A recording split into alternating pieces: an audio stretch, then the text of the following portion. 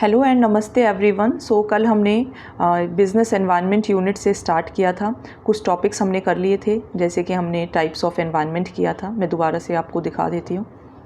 कल की वीडियो अगर आपने नहीं देखी है तो आप चैनल पर देख सकते हैं। कल हमने बिज़नेस एनवायरनमेंट से स्टार्ट किया था। बिज़नेस हमने कर लिया था, व्हाट इज़ बिज़नेस। बेसिकली ये यूनिट थ्योरेटिकल ही है एंड कल थोड़ा सा क्रैमिंग करने वाला पार्ट कम ही था। माइक्रो एनवायरनमेंट हमने कल कर लिया था। Then we did macro environment and ये पिक्चर मैंने इसके अंदर और ऐड कर दी है, नोट्स के अंदर भी आपको देखने को मिल जाएगी। इसके साथ साथ हमने किया था consumer protection act, economic system हमने कर लिया था। इकोनॉमिक पॉलिसी आपको ध्यान रखनी है कि फिस्कल पॉलिसी गवर्नमेंट की होती है एंड जो मॉनेटरी पॉलिसी है वो किसकी होती है, बैंक की होती है। तो ये चीज़ आपको ध्यान रखनी है। देन रेट्स ध्यान रखने हैं मॉनेटरी पॉलिसी के। ये स्लाइड बहुत इंपॉर्टेंट है, इसको आप जितना रिवाइज़ कर सकें उतना रिवाइज़ करिएगा, क्वेश्चन इसमें से बनता है। देन हमने कंज्यूमर प्रोटेक्शन एक्ट 1986 किया था। ये ध्यान रखिएगा कि ये कब कब अमेंड किया गया, 1993 2002 में। तो ये पॉइंट्स कुछ आप बार बार रिवाइज करते रहिए।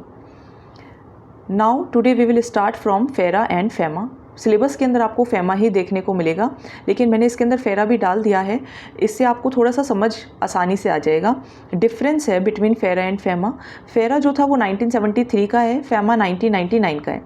फेरा आप देखेंगे काफ़ी स्ट्रिक्ट है, आप नाम में देखिए रेगुलेशन, ये रेगुलेटर का काम करता है, जबकि जो फेमा है वो फैसिलिटेटर का काम करता है। सो फेमा इज़ लीनियंट वाइल फेरा इज़ स्ट्रिक्ट। तो इसी पॉइंट से आप सभी पॉइंट्स को इजीली ध्यान रख पाएंगे। तो फेरा रेगुलेट करता है फॉरेन ट्रांजैक्शंस को, जबकि फेमा फैसिलिटेट करता है, मींस हेल्प करता है। फैसिलिटेट मींस हेल्प करना। तो फेरा का नेचर कैसा हो गया, फेरा is regulatory while FEMA is facilitative. फेरा के अंदर अगर गलती हो गई है किसी ऑर्गेनाइजेशन से तो उसके ऊपर पुनिटिव एक्शन लिया जाएगा और कानून के अकॉर्डिंग सज़ा दी जाएगी, जबकि फेमा के अंदर सिविल लॉ होता है, यानी कि मैनेजमेंट कोशिश करती है कि डिस्प्यूट्स जो हैं वो सॉल्व हो जाएं। फेरा स्ट्रिक्ट कंट्रोल लेती है, जबकि फेमा मॉडरेट कंट्रोल करती है। ठीक है, तो सेम पॉइंट्स हैं। फेरा के अंदर पेनल्टीज़ काफ़ी हार्ड हैं। नॉन कॉम्प्लायंस पनिशमेंट मिलती है कि आपने अपना काम पूरा नहीं किया तो आपको पनिशमेंट मिलेगी, जबकि फेमा के अंदर कोशिश ये रहती है कि काम कंप्लीट हो जाए, कॉम्प्लायंस पे ध्यान दिया जाता है। फेरा रिजिड है, बिज़नेस फ्रेंडली नहीं है, जबकि फेमा फ्लेक्सिबल है और बिज़नेस फ्रेंडली है।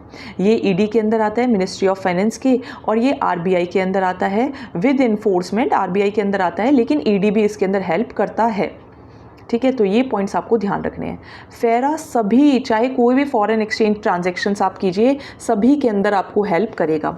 लेकिन फेमा जो है वो कुछ स्पेसिफिक ट्रांजैक्शंस ही हैं जिसके अंदर हेल्प करता है, बाकी सबके लिए आपको फेमा की ज़रूरत नहीं पड़ती।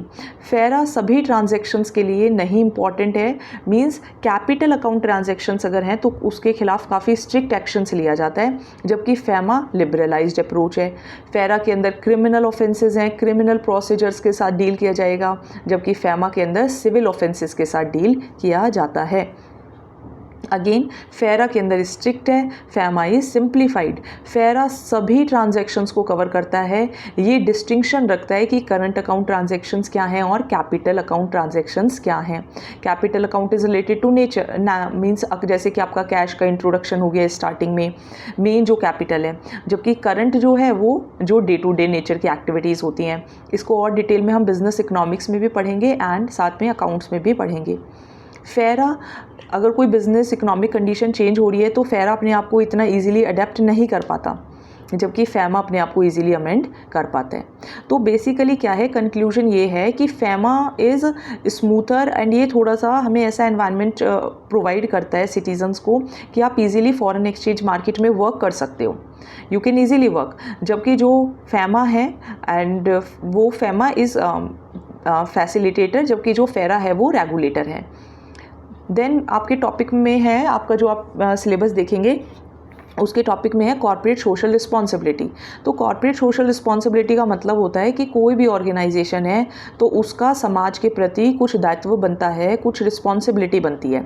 उसी के लिए वो एक रिपोर्ट भी बनाते हैं कि हमने सोसाइटी के लिए या एनवायरनमेंट के लिए क्या क्या किया, अपने कंपनी के हिसाब से, अपनी इंडस्ट्री के हिसाब से, जो भी वो काम करते हैं एनवायरनमेंट को सस्टेन करने के लिए, सोसाइटी को हेल्प करने के लिए, उसके लिए एक रिपोर्ट बनाते हैं जिसे कहते हैं कॉर्पोरेट सोशल रिस्पॉन्सिबिलिटी रिपोर्ट। अब अलग अलग तरीके से वो हेल्प कर सकते हैं। जैसे कि एनवायरनमेंट के लिए हेल्प कर सकते हैं। एनवायरनमेंट के लिए कैसे हेल्प करेंगे कि किस तरीके का आप एनर्जी रिसोर्स यूज़ कर रहे हैं, किस तरीके का आप मटेरियल यूज़ कर रहे हैं, कैसी टेक्नोलॉजी यूज़ कर रहे हैं, आप वेस्ट और एमिशन तो ज़्यादा नहीं कर रहे हैं, आपके जो प्रोडक्ट्स हैं वो एनवायरनमेंट फ्रेंडली हैं या फिर नहीं हैं, तो इस तरीके से।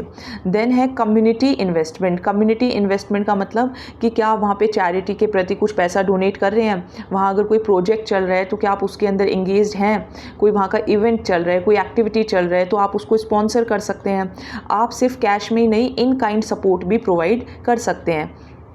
तो ये होता है कम्युनिटी इन्वेस्टमेंट। बेसिकली कि कोई भी कंपनी है तो वो वहाँ के सोसाइटी के प्रति कुछ काम करेगी, कुछ रिस्पॉन्सिबिलिटीज़ निभाएगी। ऐसे ही एथिकल बिजनेस प्रैक्टिसेस यानी कि कुछ वैल्यूज से रिलेटेड, जैसे कि आप अपना कॉर्पोरेट गवर्नेंस का हाई स्टैंडर्ड रखें, वर्कर्स के लिए अच्छी सहूलियत प्रोवाइड करें, सस्टेनेबिलिटी रहे, आप अपने जो भी आपका बिजनेस ऑपरेशन है उसके बारे में आप पारदर्शिता रखें। So this is all. Then comes philanthropy. Philanthropy का मतलब ये होता है कि आपने कॉर्पोरेट सोशल रिस्पॉन्सिबिलिटी की है, लेकिन वो उसका जो विजिबल फॉर्म है, जैसे कि आप जो चीज़ दिख सकती है उसको बोलते हैं फिलेंथ्रॉपी।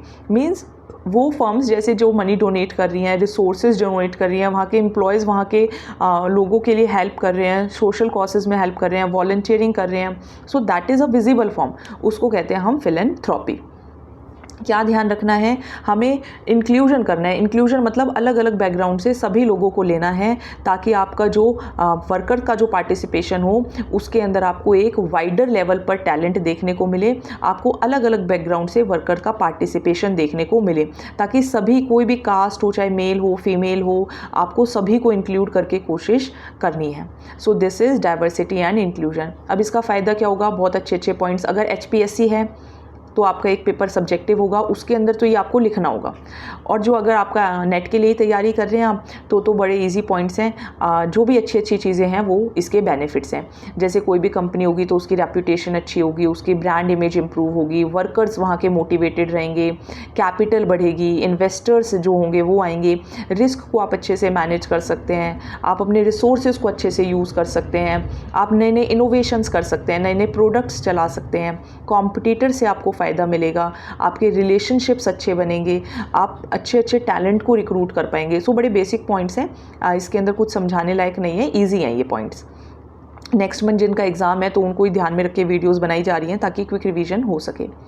अब हम करेंगे scope and importance of international business, कि इंटरनेशनल बिजनेस ये सब सिलेबस के अकॉर्डिंग है। अभी मैंने सिलेबस भी इसके अंदर इंक्लूड किया है, अभी वो भी आपको दिखाते हैं।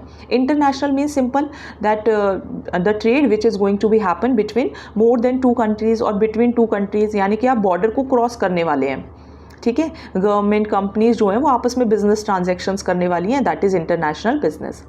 तो ये देखिए, ये मैंने इसके अंदर सिलेबस इंक्लूड किया है। एंड सिलेबस इसके अंदर हमने क्या क्या कर लिया है, हमने बिजनेस एनवायरनमेंट का मीनिंग कर लिया है, इकोनॉमिक एनवायरनमेंट कर लिया है, इकोनॉमिक पॉलिसीज़ कर ली हैं, पॉलिटिकल एनवायरनमेंट, लीगल एनवायरनमेंट कर लिया है, कंज्यूमर प्रोटेक्शन एक्ट कर लिया है, एंड फैमा कर लिया है, कॉर्पोरेट सोशल रिस्पॉन्सिबिलिटी कर लिया है। International business, globalization, modes of entry, ये मैं कल की वीडियो के अंदर अपलोड करूँगी, आप कल की वीडियो भी ज़रूर देखिएगा। फिर इसके बाद आपका बैलेंस ऑफ पेमेंट वगैरह जो भी आएगा, तो 2 या 3 वीडियोज़ ज़रूर आएंगी। कंप्लीट सिलेबस का भी वीडियो नेट जो हमारा चैनल है उस पर अपलोडेड है, आप वो भी क्रॉस चेक कर सकते हैं। तो scope and international business, scope and importance of international business हम कल करेंगे। So see you in the next video. तब तक आप